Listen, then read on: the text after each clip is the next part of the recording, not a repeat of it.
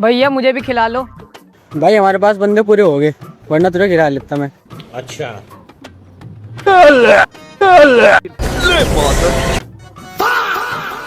बोल कौन लेगा बे?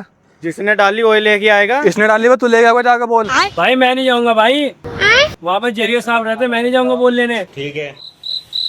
ओए इधर आओ। A few moments later.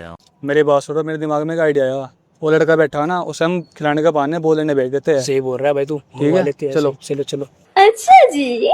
हाँ छोटू, क्या बोल तो खेलने के लिए बोला था ना। अच्छा। एक काम करना पड़ेगा तेरे को बॉल लेकर आनी पड़ेगी जाके। हाँ भैया अभी जाके लेके आता हूँ।